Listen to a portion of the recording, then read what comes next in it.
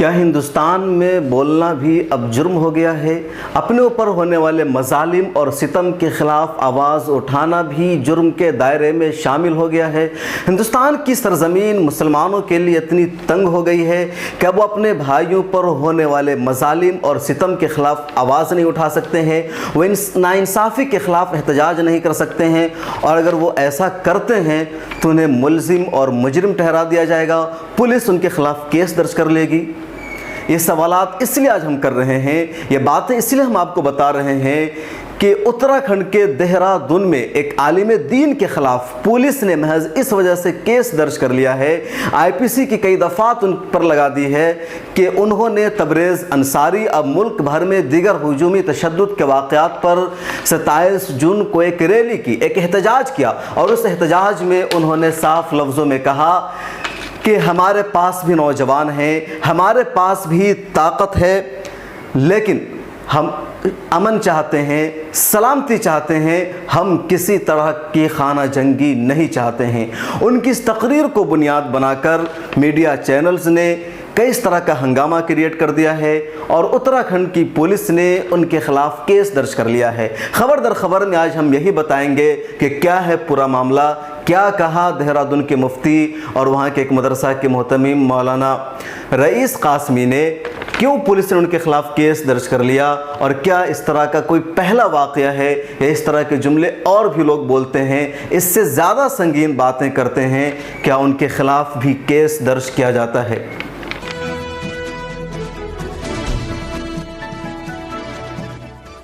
आप देख रहे हैं खबर दर खबर शम्स तबरेज़ कासमी के साथ।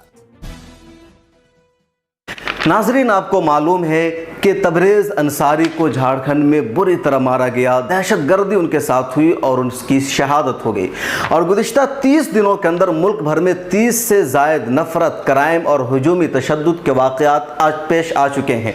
इन वाक़यात के ख़िलाफ़ मुल्क भर में एहतजाज जारी है। इसी तरह का एक एहतजाज 27 जून को देहरादून के आलिम दीन और वहाँ की मकामी जमीयत के ज़िम्मेदार मुफ्ती रईस ने किया। उन्होंने अपने एहतजाज में मीडिया से बात करते हुए कुछ बात की। उन्होंने जो बात की वहाँ पहले हम आपको बता देते हैं, फिर उनकी पूरी वीडियो सुनाएंगे। लेकिन जो नेशनल मीडिया है या जो सुदर्शन न्यूज़ जैसे चैनल है, सुदर्शन चैनल, वो लोग उनकी तकरीर को काट काट करके अलग अलग अंदाज में पेश कर रहे हैं, सियाक़ो सबाक़ से जुमले को हटा करके ये साबित करने की कोशिश कर रहे हैं कि मुफ्ती रईस गद्दार हैं, बहुत बड़े दहशतगर्द हैं, जिहादी हैं और वो हिंदुस्तान पर हमला करना चाहते हैं। मुफ्ती रईस अपनी तकरीर की शुरुआत या मीडिया से बात करते हुए कहते हैं कि एहतजाज एक शुरुआत है, चिंगारी आगे बढ़ेगी तो दिल्ली के पाए तख्त को हिला देगी। न्यूज़ चैनल्स ने उनके पूरे आगे पीछे जुमले को हटा दिया और सिर्फ दिखाना शुरू कर दिया कि दिल्ली के पाए तख्त को हम हिला कर रख देंगे। हालांकि वह एहतजाज की बात कर रहे हैं और हर कोई कहता है कि हुकूमत सुधर जाए, वरना हम जब एहतजाज करेंगे, सड़कों पर निकलेंगे तो उन्हें इक़्तिदार से बाहर निकाल फेंकेंगे। हर कोई ये जुमला बोलता है, ये आम ज़ुबान है। अब उन्होंने इसको अलग सियाक़ व सबाक़ में पेश कर दिया। इसी तरह मुफ्ती रईस अपनी तकरीर में कहते हैं कि भगवा साजिश है, मुसलमान जाग चुके हैं, मुसलमान मुत्तहिद हो चुके हैं, हमारे पास नौजवान हैं, हमारे पास भी हथियार है, लेकिन हम अमन चाहते हैं, सलामती चाहते हैं, इसलिए ये सब नहीं करेंगे और न कभी कर सकते हैं। मुफ्ती रईस अपनी तकरीर में यह भी कहते हैं कि वज़ीर आज़म मुल्क में सलामती की बहाली को यकीनी बनाए, सदर जमहूरिया सलामती की बहाली को यकीनी बनाए, सबका साथ सबका विकास के एजेंडे पर काम करें, वरना अगर ये दहशतगर्दी इसी तरह जारी रहेगी तो हम खुद इन दहशतगर्दों से निमट लेंगे। उनकी इस तकरीर को बहुत ही गलत अंदाज में पेश किया जा रहा है। पहले 3 मिनट की ये तकरीर है पूरी मुफ्ती रईस की, जो मीडिया से बात कर रहे हैं, आप सुनिए, इसके बाद फिर हम इस पर तबसरा करेंगे। अत्याचार हो रहा है तो इसके बारे में आपका क्या कहना है और क्या क्या एक्शन लेना चाहिए? ये दरअसल ये आज तबरेज़ के सिलसिले में बात उठी है और ये आवाज़ तो मुस्लिम संगठन के हमारे बच्चों ने उठाई है। ये बहुत पहले उठ जानी चाहिए थी और ये अब ये चिंगारी है, ये आग की तरह फैलेगी, बिजली की तरह फैलेगी और ये दिल्ली के पाए तख्त को हिला के रहेगी इंशाअल्लाह। चूँकि मोब लिंचिंग का केस 1-2 नहीं बल्कि सैकड़ों में कई सौ उसमें हो गए और ये एक साजिश है, ये भगवा साजिश है, ये कोई इत्तेफाक नहीं है। और याद रखें, वो भगवा या हुकूमतें या साजिशकार भी गौर से सुन लें, मुसलमान अब जागने लगा है, जाग गया है। मुस्लिम सेवा संगठन ने ये चिंगारी फूंकी है तो याद याद रखना ये इस तरह से शोला बन के सामने आएगी कि हम अपने बच्चों को इसके लिए तैयार करेंगे। मोबलिंग और जो ये अत्याचार और ये जो रोज़ाना की जो है मौतें और लोगों को जो है तंग करना और परेशान करना, उसके खिलाफ मुसलमानों के पास भी नौजवान बच्चे हैं, मुसलमानों के पास भी जो है ताकतें हैं, मुसलमानों के पास भी हथियार हैं, मुसलमान भी इस्तेमाल कर सकता है। मगर मुसलमान अमन पसंद है, मुसलमान इस मुल्क की तामीर चाहता है, मुसलमान इस मुल्क को तरक्की चाहता है, मुसलमान हिंदू मुसलमानों के भाईचारे को कायम करना चाहता है। अगर हम भी उसी की तरह आ जाए तो इस मुल्क में इनका जीना मुश्किल कर देंगे हम ऐसा नहीं है कि हम नहीं जानते। अगर जिस तरीके से हमारे साथ वो अत्याचार कर रहे हैं, अगर हमारे नौजवान बच्चों को हमने एक दफ़ा इशारा कर दिया और उकसा दिया तो हमारे बच्चे उनसे कई ज़्यादा ताकत रखते हैं। वो अकेला पाके हमारे बच्चे, वो याद रखना, हमारे बच्चे, हम याद रखना, हम उस आदमी के औलाद हैं। मीडिया के माध्यम से पूरे मुल्क के उन खुराफाती लोगों को ये बात पहुंचा दो कि हम उस आदमी के औलाद हैं जिन्होंने वहां कुब्बतुस सखरा पे खड़े होकर कहा था यहूदियों को, यहूदियों तुम्हारे पास 10 लोग हैं जो जीना चाहते हैं और मेरे पास 1 लोग हैं जो मौत को गले लगाना चाहते हैं। हम मौत को गले लगाने वाली कौम है। वो बुज़दिल लोग हैं कि इकल्ले निहत्ते एक के दुख के आदमी को पकड़ते हैं और खंभों से बांध देते हैं। ऐसे तो जानवर भी नहीं मारता, जानवर पर भी लोग रहम खा लेते हैं।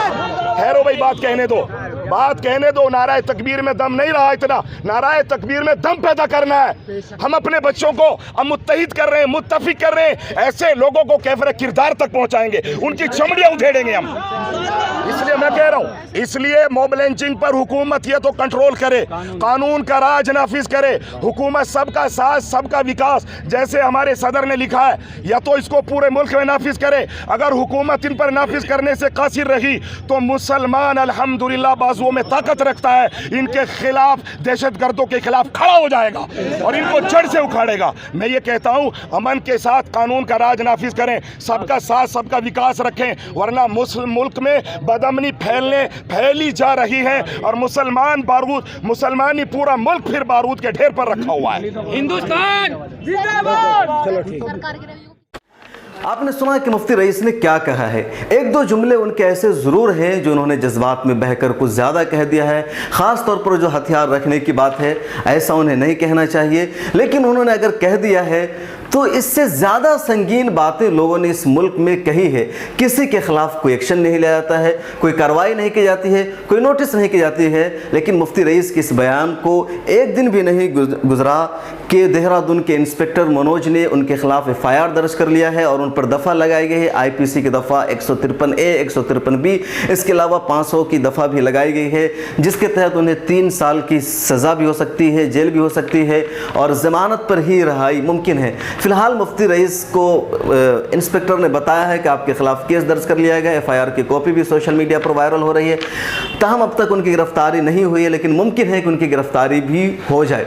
अब उन्होंने जो बात की है वो कोई खिलाफ कानून नहीं है। वो कह रहे हैं, बता रहे हैं कि जो मॉब है, ये जो दहशतगर्द ग्रुप है, ये दहशतगर्दी कर रहे हैं, इस पर आप काबू पाइए, इसको अपने कंट्रोल में कीजिए। अगर आप इस पर काबू नहीं पाते हैं तो हम खुद उनसे निमट लेंगे। और जो हिंदुस्तान का दस्तूर है, हिंदुस्तान का आइन है, वो सेल्फ डिफेंस का हक देता है। मुफ्ती साहब वही सेल्फ डिफेंस की बात कर रहे हैं, हक़ दिफा को बता रहे हैं कि हमारे पास अपना दिफा करने का हक़ है। सरकार से अपील कर रहे हैं कि आप इन दहशतगर्दों के ख़िलाफ़ कार्रवाई कीजिए, इस मॉब लिंचिंग को बंद कीजिए। अगर ये बंद नहीं होता है, ये दहशतगर्दी जारी रखते हैं, तो हम खुद इनसे निमट लेंगे।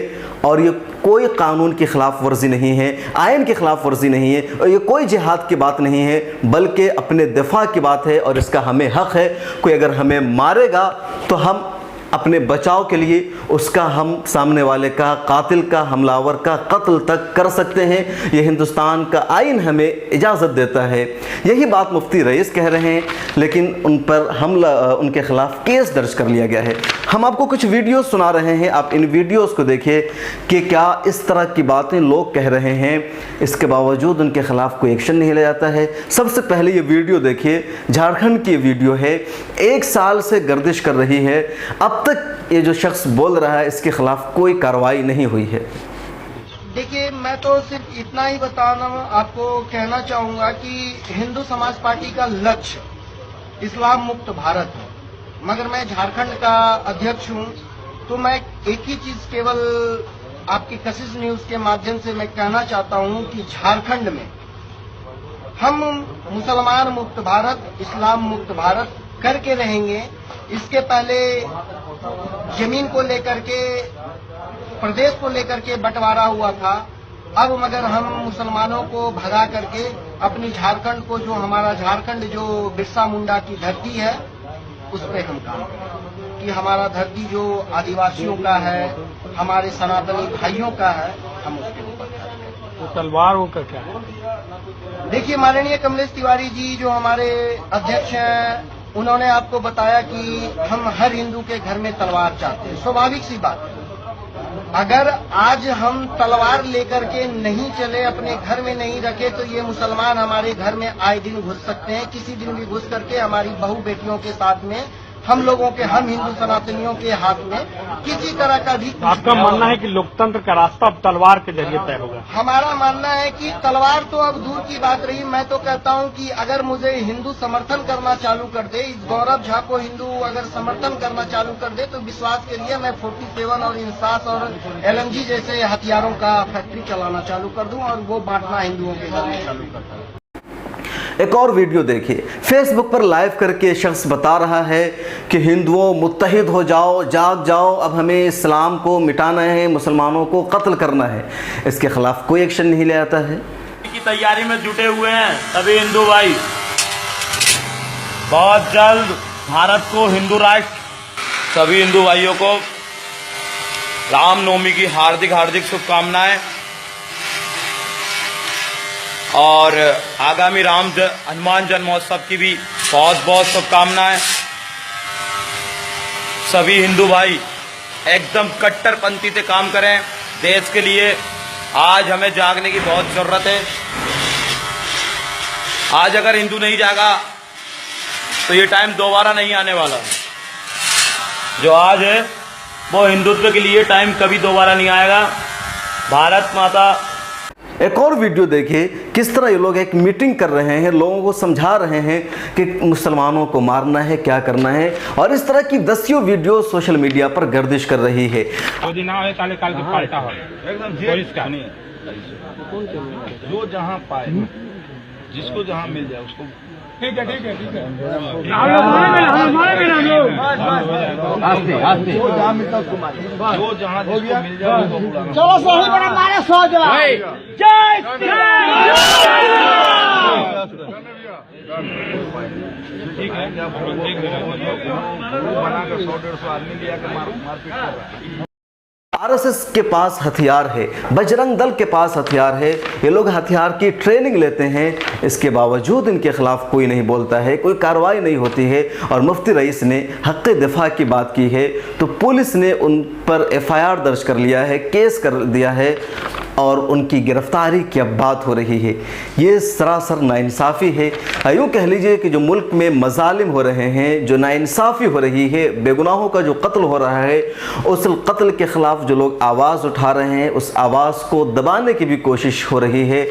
और ऐसा अगर किया जाता है तो हिंदुस्तान की आइन के ख़िलाफ़ है, ये जमहूरियत के ख़िलाफ़ है। और मैं कहना चाहूँगा कि जो मुल्क की अपोजिशन पार्टियाँ हैं, जो सिविल सोसाइटी है, जो सेकुलर अक़दार के हामिल लोग हैं, उन्हें मैदान में आना चाहिए, उन्हें इस मामले को देखना चाहिए, मुफ्ती रईस का साथ देना चाहिए कि उन्होंने कोई गलत बात नहीं कही है, उनकी तफ्तीश होनी चाहिए।